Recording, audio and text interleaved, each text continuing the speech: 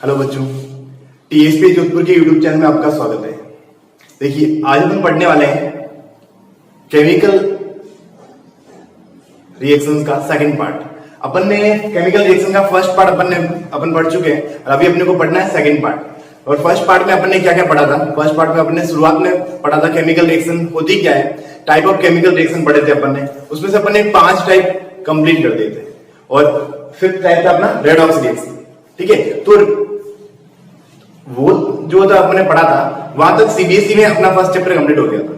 लेकिन बात आरबीएसई की करें तो आरबीएसई के अंदर क्या है कि रेडॉक्स रिएक्शन को थोड़ा सा एक्सप्लेन किया गया है। तो उस टॉपिक को अपन स्टार्ट करते हैं, रेडॉक्स रिएक्शन।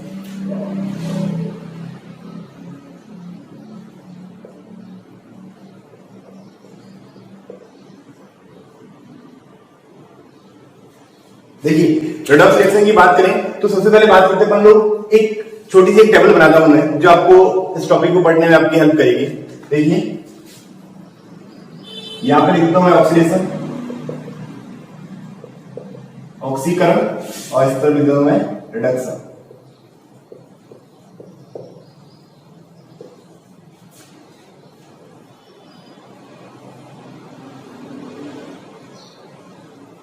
देखिए, अगर ऑक्सीजन जुड़ता है, अगर किसी भी तत्व में ऑक्सीजन का जुड़ना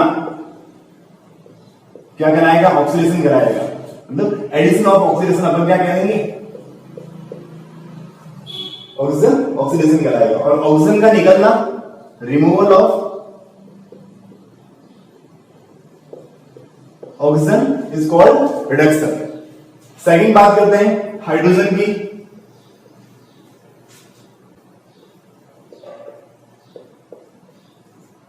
Removal of hydrogen called oxidation and addition of hydrogen is called reduction. Third बात करते हैं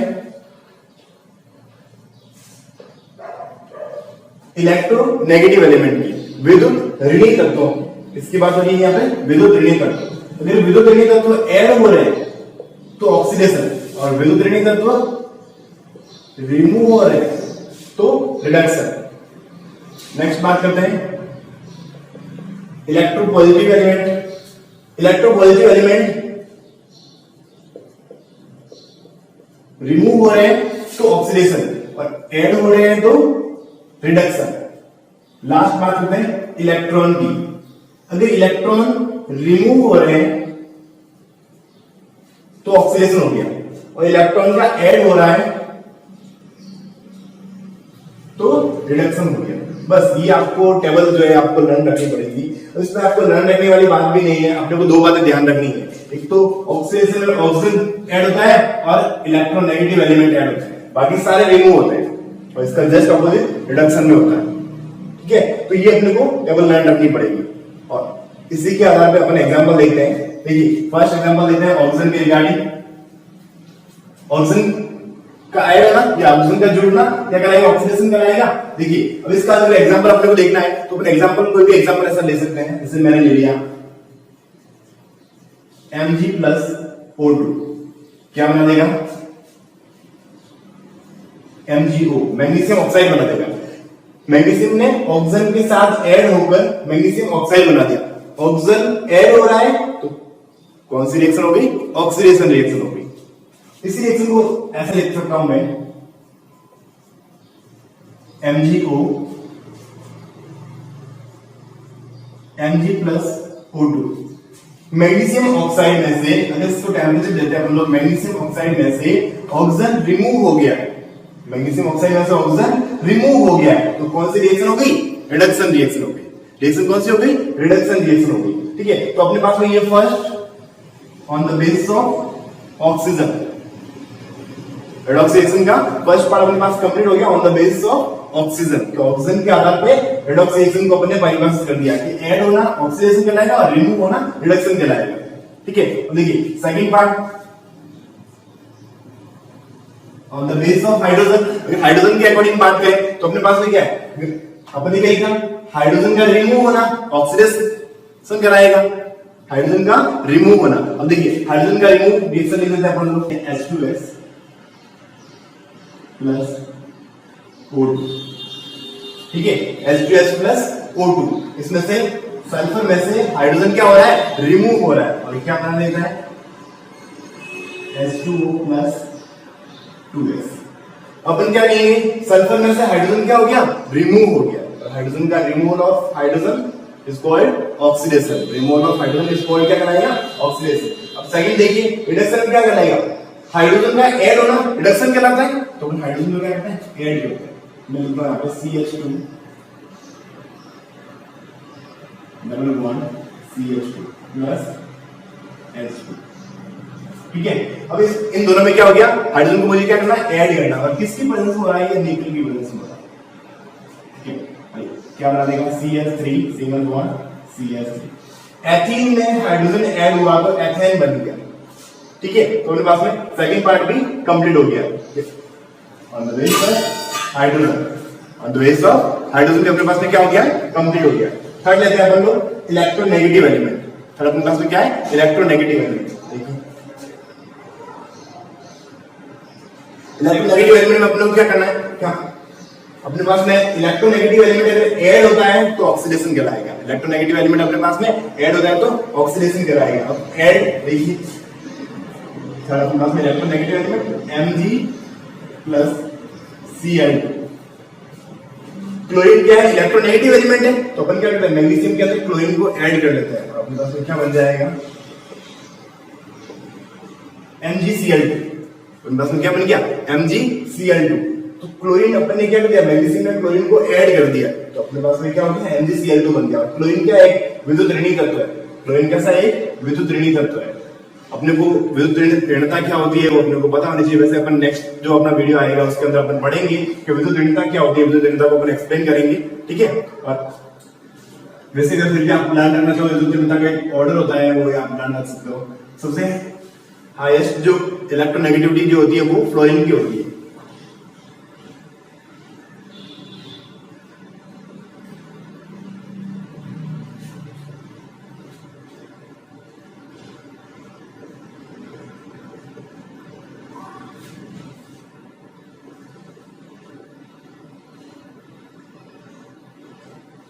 ये इलेक्ट्रोनेगेटिविटी का ऑर्डर है। ठीक है, तो ये सबसे ज्यादा विद्युत ऋणी तत्व है और ये सबसे कम विद्युत ऋणी तत्व है। ठीक है, तो अपने पास अपन ने क्या कर दिया, पहला काम क्या कर दिया, ऐड कर दिया। विद्युत ऋणी तत्व को अपन ने क्या कर दिया, ऐड कर दिया।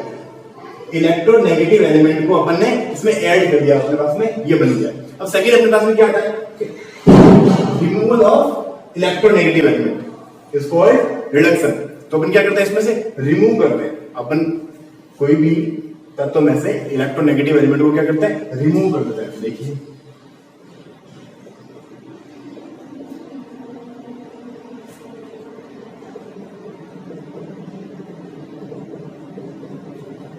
FeCl3 ये हाइड्रोजन से रिएक्शन कर रहा है, तो मेरे पास FeCl2 बन जाता है।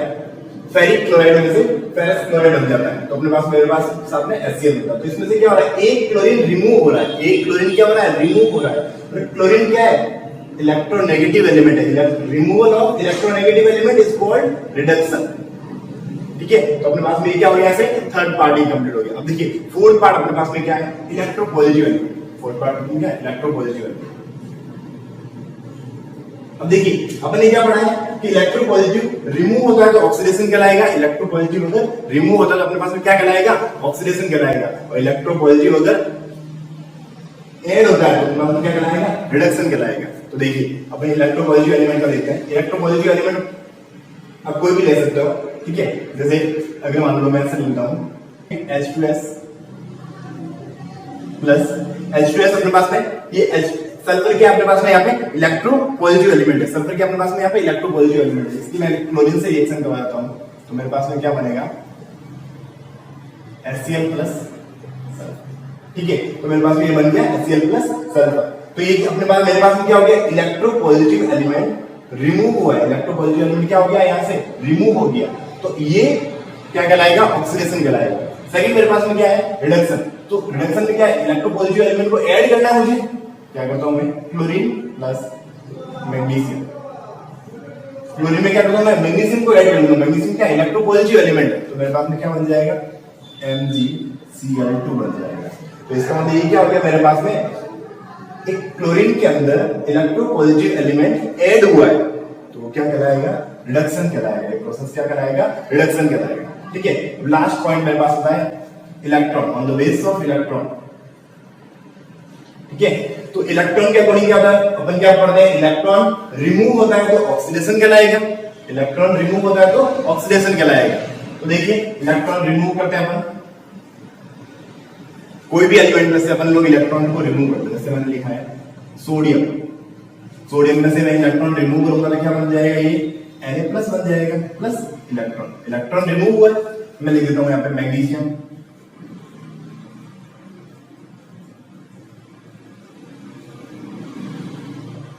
इलेक्ट्रॉन रिमूव है, Mg+2 बन गया मेरे पास में।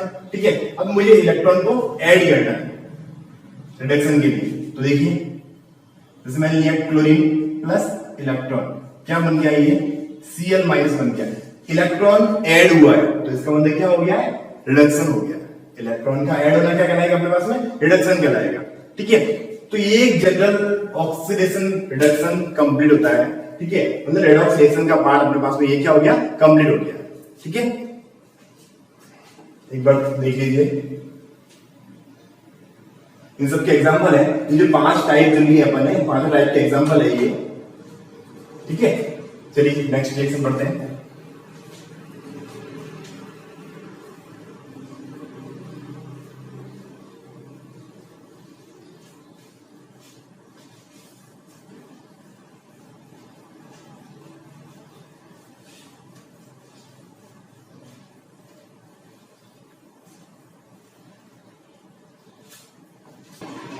देखिए नेक्स्ट रिएक्शन मेरे पास में क्या है, एक रिएक्शन एक टाइप का स्लो एंड फास्ट रिएक्शन। क्या थी, स्लो एंड फास्ट रिएक्शन। पहले बात करते हैं हम लोग फास्ट रिएक्शन।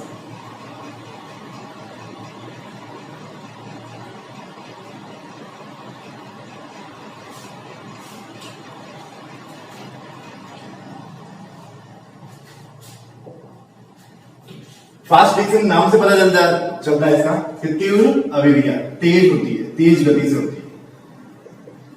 ये रिएक्शन कैसे होती है, तेज गति से होती है। अब देखिए तीव्र अभिक्रिया, ये रिएक्शन 1 सेकंड के भी बहुत छोटे पार्ट में कंप्लीट हो जाती है। ये रिएक्शन 1 सेकंड के भी बहुत छोटे पार्ट में कंप्लीट हो जाती है। तो जैसे ही अभिकारकों को मिक्स करते हैं, जैसे ही अपन रिएक्टेंट को मिक्स करते हैं तो वो प्रोडक्ट का फॉर्मेशन कर देते हैं।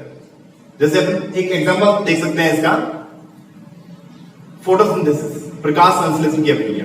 जो पेड़ पौधे जो होते हैं अपने फूड मेकिंग के प्रोसेस जो होता है फोटोसिंथेसिस, जो भोजन बनाने के लिए जो रिएक्शन होती है उनकी, तो फोटोसिंथेसिस की रिएक्शन बहुत फास्ट होती है। ऐसा नहीं होता है कि हाँ सनलाइट लेते हैं, CO2 को गेन कर रहे हैं, वाटर को लेते हैं, क्लोरोफिल के साथ रिएक्ट कर रहे हैं, इतना टाइम नहीं लगता, बहुत फास्ट रिएक्शन होती है उनकी।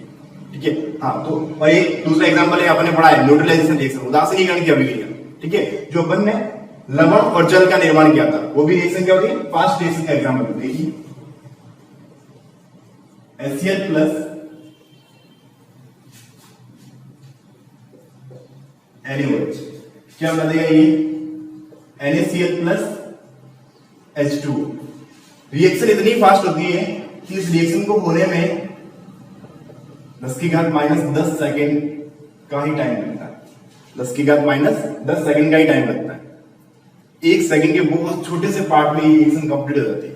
ठीक है, और नेक्स्ट रिएक्शन कौन सी है, फोटोसिंथेसिस।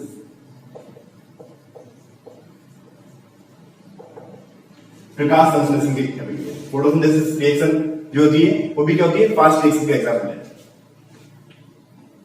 फोटोसिंथेसिस रिएक्शन को कंप्लीट होने में इसका जो हाफ लाइफ पीरियड जो होता है, इसका जो हाफ लाइफ पीरियड जो होता है, अर्ध आयु काल, अर्ध आयु काल, वो होता है 10⁻⁻12 सेकेंड। अब हाफ लाइफ पीरियड क्या होता है कि जो भी अपन रिएक्टेंट जो ले रहे हैं, उन रिएक्टेंट की हाफ कंसंट्रेशन का प्रोडक्ट में चेंज होने में लगा समय, उन रिएक्टेंट की हाफ कंसंट्रेशन का प्रोडक्ट में चेंज होने में लगा समय क्या कहलाएगा, उसका हाफ लाइफ पीरियड, अर्ध आयु काल कहलाएगा। ठीक है, तो ये किसका एग्जांपल है, फास्ट रिएक्शन का एग्जांपल है, जो रिएक्शन इतनी फास्ट होती है। नेक्स्ट देखिए स्लो रिएक्शन।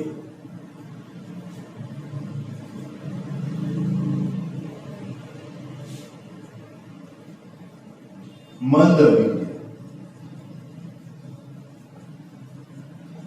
कौन सी है? स्लो रिएक्शन कौन सी है? मंद अभिक्रिया। स्लो रिएक्शन कैसे होगी? इसको पूरा होने में मिनट, घंटे, महीने या फिर सालों लग जाते हैं, तो कौन सी रिएक्शन है? Slow reaction. अब इसका बेटर एग्जांपल है जो लोहे पर जंग लगना, रस्टिंग ऑफ आयरन, लोहे पर जो जंग लगता है वो क्या है? स्लो रिएक्शन का एग्जांपल है। ठीक है, देखिए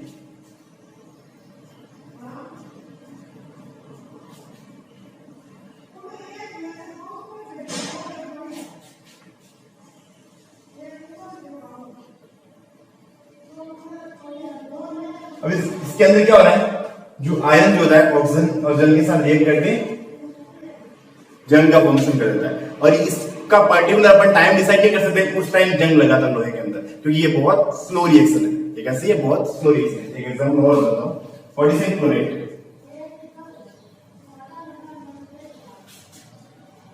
KCl प्लस O2। ठीक है, तो ये किसके एग्जांपल है? स्लो रिएक्शन, मंद अभिक्रिया का एग्जांपल है। ठीक है, तो ये हो गया अपने पास में स्लो एंड फास्ट रिएक्शन। तो अपने जो टाइप ऑफ रिएक्शन है वो अपन ने कंप्लीट कर लिए हैं। ठीक है, अभी अपने पास में एक नेक्स्ट टॉपिक आता है अपने पास में कैटलिस्ट।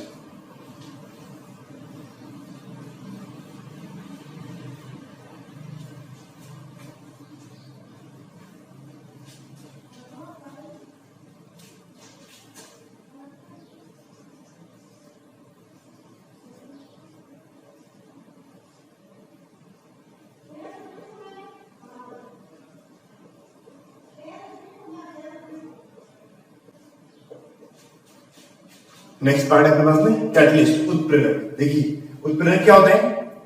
वे पदार्थ जो अभिक्रिया के वेग को प्रभावित करते हैं, वे पदार्थ जो अभिक्रिया के वेग को प्रभावित करते हैं लेकिन खुद अपरिवर्तित रहते हैं, खुद चेंज नहीं होते, लेकिन पदार्थ के वेग को क्या करते हैं? प्रभावित करते हैं। उन्हें अपन लोग क्या कहेंगे? कैटलिस्ट कहेंगे। उन्हें अपन लोग क्या कहेंगे?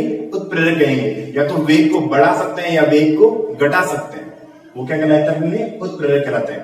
उत्प्रेरक कभी भी उत्पाद के साथ रिएक्ट नहीं करते, उत्पाद के साथ में पार्टिसिपेट नहीं करते हैं। और एक बात ये कि अपन ऐसा नहीं कर सकते उत्प्रेरक अभिक्रिया को स्टार्ट करते हैं, उत्प्रेरक कभी भी अभिक्रिया को स्टार्ट नहीं करते हैं। उत्प्रेरक स्टार्ट अभिक्रिया के वेग को इंक्रीज या डिक्रीज कर सकते हैं, गतिशील अभिक्रिया को के वेग को इंक्रीज या डिक्रीज कर सकते हैं। और हर एक अभिक्रिया के लिए उत्प्रेरक अलग अलग होते हैं। एक ही प्रकार के उत्प्रेरक सभी अभिक्रियाओं को संतुलित नहीं कर सकते या सभी अभिक्रियाओं को प्रभावित नहीं कर सकते।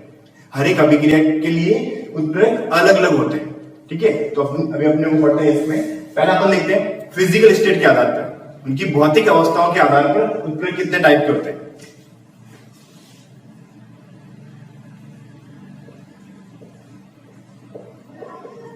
ऑन द बेसिस ऑफ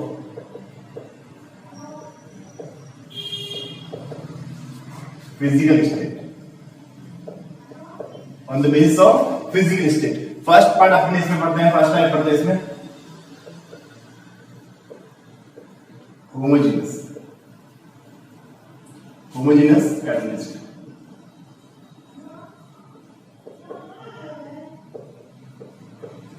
अब इसके अंदर क्या होता है? जो रिएक्टेंट लिया अपन ने, जो कैटलिस्ट लिया अपन ने, और जो प्रोडक्ट का फॉर्मेशन हो रहा है, सबकी जो फिजिकल स्टेट, जो भौतिक अवस्था होती है वो सेम होती है। सबकी जो भौतिक अवस्था, जो फिजिकल स्टेट होती है वो कैसी होती है? सेम होती है। अगर तीनों, ये लिक्विड है तो ये भी लिक्विड, ये भी लिक्विड, ये सॉलिड है तो ये भी सॉलिड, ये भी सॉलिड, और ये गैस है तो ये भी गैस और ये भी गैस, इसका मतलब कैसा है? होमोजेनस कैटलिस्ट है। इसका मतलब कैसा है? वो होमोजेनस कैटलिस्ट है। जब रिएक्टेंट, प्रोडक्ट एंड कैटलिस्ट तीनों की फिजिकल स्टेट सेम होती है तो वो होमोजेनस कैटलिस्ट कहलाएगा। एग्जांपल देखिए इसका,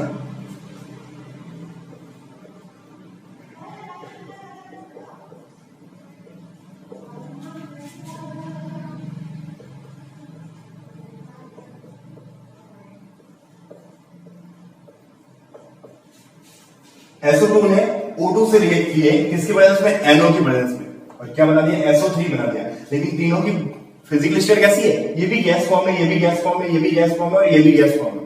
इसका मतलब कैसा है? होमोजेनस कैटलिस्ट है। ये कैसा है? होमोजेनस कैटलिस्ट है। सेकंड देखिए,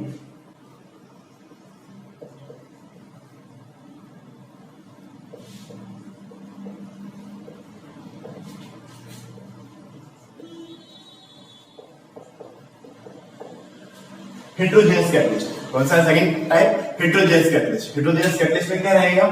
रिएक्टेंट, प्रोडक्ट एंड कैटलिस्ट, इनकी फिजिकल स्टेट क्या होगी? चेंज होगी। जरूरी नहीं है कि सबकी फिजिकल स्टेट सेम हो, इनमें फिजिकल स्टेट क्या होगी? चेंज होती है। अगर फिजिकल स्टेट चेंज होती है तो कैसा है वो? Heterogeneous catalyst. कैसा हो गया वो? Heterogeneous catalyst. तो देखिए एग्जांपल देखिए इसका, इसमें जिसमें रहेगा ये रिएक्टेंट, कैटलिस्ट एंड प्रोडक्ट, तीनों में से किसी की फिजिकल स्टेट कैसी रहेगी? चेंज रहेगी। तो इसका मतलब वो क्या हो गया? हेट्रोजेनस कैटलिस्ट हो गया। देखिए N2 प्लस H2 Fe की प्रेजेंस में रिएक्ट करता है और अमोनिया का फंक्शन करता है। इसमें देखिए ये भी गैस फॉर्म है, ये भी गैस फॉर्म है, ये भी गैस फॉर्म है, मतलब रिएक्टेंट और प्रोडक्ट दोनों गैसेस फॉर्म में, लेकिन जो अपन ने कैटलिस्ट लिया है वो कैटलिस्ट किस फॉर्म में? सॉलिड फॉर्म में। कैटलिस्ट किस फॉर्म में? उसका सॉलिड फॉर्म में। मतलब क्या हो गया? अपन ने क्या लिखा? Physical state. यहाँ पे इसकी क्या हो गई? फिजिकल स्टेट चेंज हो गई। तो कैसा एग्जांपल? इसका एग्जांपल हो गया वो हेट्रोजेनस कैटलिस्ट का एग्जांपल हो गया। किसका एग्जांपल हो गया? वो हेट्रोजेनस कैटलिस्ट का एग्जांपल हो गया। ठीक है, तो ये on the basis of physical state के दो पार्ट होते हैं, homogeneous catalyst and heterogeneous catalyst. ये अपने पास में कंप्लीट हो गया। ठीक है, फिर नेक्स्ट देखते हैं type of catalyst on the basis of action. Type of catalyst on the basis of action, मतलब उनकी क्रिया के आधार पर, उनकी क्रिया के आधार पर कैटलिस्ट के प्रकार। तो देखिए क्रिया के आधार पर कैसे होते हैं? या तो कैटलिस्ट रिएक्शन के वेग को इंक्रीज कर देगा या डिक्रीज कर देगा। ठीक है, और कुछ ऐसे कैटलिस्ट भी होते हैं जो प्रोडक्ट बनते ही खुद ही कैटलिस्ट की तरह बिहेव करते हैं। तो देखिए इसका एग्जांपल देखिए, इसका फर्स्ट आइडिया अपने पास में पॉजिटिव कैटलिस्ट।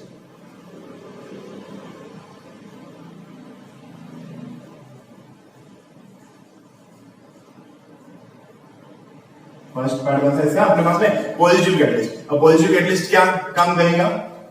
रिएक्शन के वेग को क्या करेगा? इंक्रीज कर देगा। रिएक्शन की वेलोसिटी को क्या कर देगा? ये इंक्रीज कर देगा। इसका मतलब क्या हो गया? वो पॉजिटिव कैटलिस्ट हो गया। इसका मतलब क्या हो गया? वो पॉजिटिव कैटलिस्ट। रिएक्शन की वेलोसिटी को क्या कर देगा? वो इंक्रीज कर देगा। देखिए अपन ये रिएक्शन लिखी थी अभी, पोटेशियम क्लोरेट। रिएक्शन करता हूं मैं इसकी, MnO2 कैटलिस्ट के प्रेजेंस के अंदर हो जाएगा KCl प्लस O2। क्या बना दिया इसने? KCl plus O2। तो ये जो है ये क्या है? Positive catalyst. इसका मतलब जैसे ही मैंने MnO2 ऐड किया तो ये रिएक्शन क्या हो गई? फास्ट हो गई। ये रिएक्शन क्या हो गई? फास्ट हो गई। मतलब इसने रिएक्शन के वेग को, रिएक्शन की वेलोसिटी को क्या कर दिया? इंक्रीज कर दिया। Increase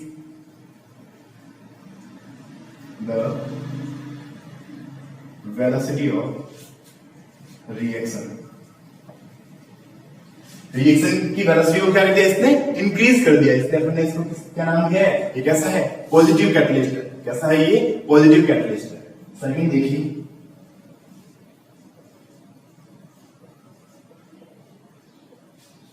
negative catalyst. सही क्या अपने पास है? Negative catalyst. नाम से पता चल रहा है नेगेटिव कैटलिस्ट मतलब क्या हो गया? रिएक्शन की रेट को क्या कर देगा? वो डिक्रीज कर देगा। वेलोसिटी को क्या कर देगा? ये डिक्रीज कर देगा। इसका मतलब क्या हो गया? वो नेगेटिव कैटलिस्ट हो गया। ठीक है, अब इसका एग्जांपल देखिए, H2O2 पेरोक्साइड लिया है, रिएक्शन करवा रहे हैं ग्लिसरॉल की प्रेजेंस में, और ये बना देता है H2 प्लस O2। क्या बना देता है? H2O plus O2। तो ये ग्लिसरॉल क्या है? यहाँ पर नेगेटिव कैटलिस्ट है। ग्लिसरॉल यहाँ पर क्या है? नेगेटिव कैटलिस्ट है। तो ग्लिसरॉल इस रिएक्शन की रेट को क्या करता है? डिक्रीज कर देता है, रिएक्शन की दर को घटा देता है। तो इसलिए अपन इसको बोलते हैं नेगेटिव कैटलिस्ट है। एग्जांपल और देखिए,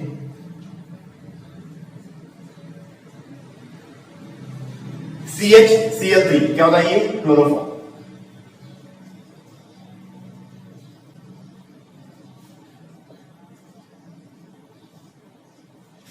ठीक है, क्लोरोफॉर्म। क्लोरोफॉर्म का यूज क्या करते हैं अपन लोग? बेहोश करने में। क्लोरोफॉर्म का यूज क्या करते हैं? बेहोश करने में। जो डॉक्टर वगैरह ऑपरेशन करते हैं तो क्लोरोफॉर्म से उसको बेहोश करते हैं पेशेंट को, तो क्लोरोफॉर्म का यूज बेहोश करने में करते हैं। अगर क्लोरोफॉर्म ऑक्सीजन के साथ रिएक्ट करता है तो COCl2 COCl2 प्लस HCl, ये क्या है? Phosgene.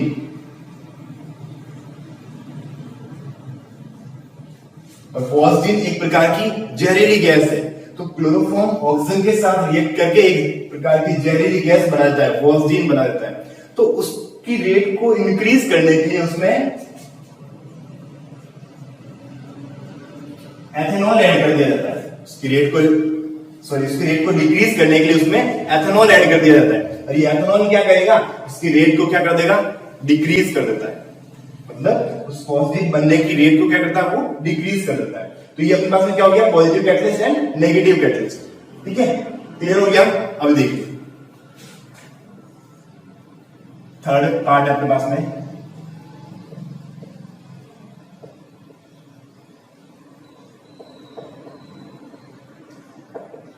Auto catalyst. Third part अपने पास में क्या है? Auto catalyst. देखिए ऑटो कैटलिस्ट होते क्या है? ऑटो कैटलिस्ट होते क्या है? ऐसे रिएक्शन होती है ये, इसमें रिएक्टेंट से प्रोडक्ट बनता है, तो प्रोडक्ट खुद ही कैटलिस्ट की तरह बिहेव करता है, उसे हम लोग क्या कहेंगे? ऑटो कैटलिस्ट कहेंगे। एग्जांपल देखिए,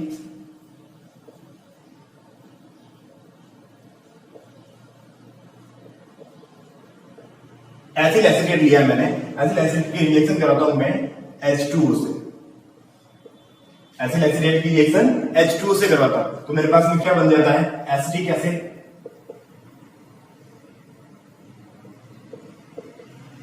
plus ethanol, acetic acid plus ethanol.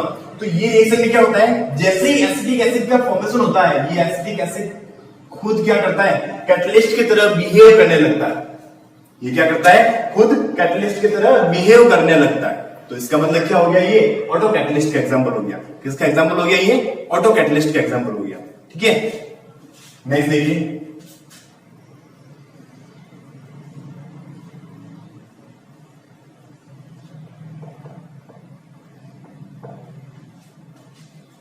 Last part के पास में बायोकैटलिस्ट। बायोकैटलिस्ट क्या होते हैं? देखिए बायोकैटलिस्ट को अपन लोग एक टाइप का एंजाइम भी बोल सकते हैं, एक टाइप का अपन उनको एंजाइम्स भी बोल सकते हैं। और एंजाइम क्या करते हैं अपने शरीर के अंदर? अपने शरीर के अंदर ऐसी क्रियाएं जो होती है, जो अपने शरीर की ग्रोथ वगैरह है, उनमें एंजाइम हेल्प करते हैं। उनमें अपने एंजाइम क्या करते हैं? हेल्प करते हैं। अगर फूड का डाइजेशन हो रहा है उसमें भी क्या करते हैं? एंजाइम हेल्प करते हैं। उनमें भी क्या करते हैं? एंजाइम हेल्प करते हैं। अगर मान लो बात करते हैं अपन लोग कि हाँ कोई भी अपन ने लिया है, जैसे ग्लूकोज क्या हो रहा है? विघटित हो रहा है, कार्बोहाइड्रेट विघटित हो रहा है, प्रोटीन विघटित हो रहा है, तो उस पर कौन हेल्प करेगा? एंजाइम हेल्प करेगा। तो वो किसके एग्जांपल है? बायोकैटलिस्ट के एग्जांपल है। किसके एग्जांपल है? वो बायोकैटलिस्ट के एग्जांपल है। तो इसमें अपन लोग बहुत सारे एग्जांपल आप लोग लिख सकते हो। ठीक है, जैसे मैं लिखता हूं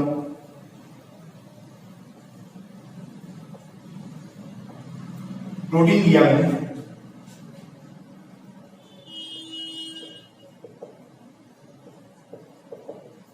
अमीनो एसिड, प्रोटीन क्या हो रहा है? अमीनो एसिड के अंदर ब्रेक हो रहा है, तो ये क्या किसकी प्रेजेंस में हो रहा है? प्रोटीज। इस एंजाइम की प्रेजेंस में हो रहा है, तो इसका मतलब ये क्या हो गया? इसका बायोकैटलिस्ट हो गया। इसका क्या हो गया? बायोकैटलिस्ट हो गया। ठीक है, तो क्लियर हो गया आपके सामने ये कि on the base of physical state में चार टाइप पढ़े अपन ने, homogeneous catalyst, heterogeneous catalyst. On the base of physical state में दो टाइप हो गए, और on the base of action में हमने चार टाइप पढ़े हैं, positive catalyst, negative catalyst, auto catalyst and bio catalyst. ठीक है, तो अपने पास में ये वाला पार्ट कंप्लीट होता है। देखिए अब कुछ ऐसे भी पदार्थ होते हैं, कुछ ऐसे भी पदार्थ होते हैं जो कैटलिस्ट की रेट को भी इफेक्ट करते हैं। कुछ ऐसे पदार्थ होते हैं जो कैटलिस्ट की रेट को क्या करते हैं? इफेक्ट करते हैं। तो देखिए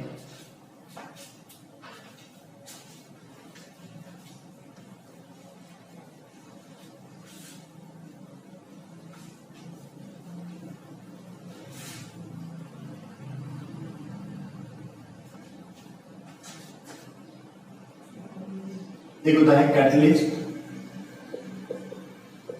प्रमोटर।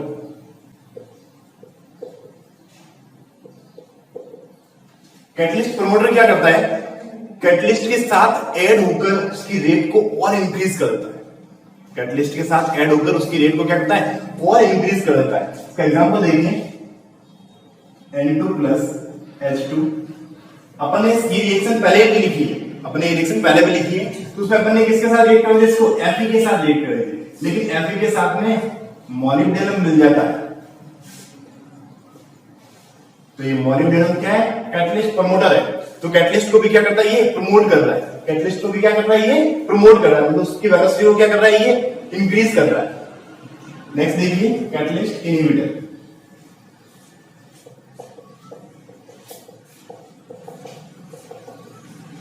इनहिबिटर क्या होता है, कैटलिस्ट इनहिबिटर क्या होता है, तो जो कैटलिस्ट की रेट को डिक्रीज करता है, उसको हिंदी में बोलते हैं उत्प्रेरक विष। और ये क्या होता है, उत्प्रेरक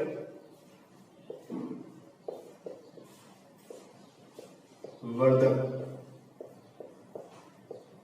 ठीक है, देखिए N2 प्लस H2, Fe के साथ मैंने ऐड कर दिया है कार्बन मोनोऑक्साइड। Fe के साथ मैंने क्या ऐड कर दिया, कार्बन मोनोऑक्साइड।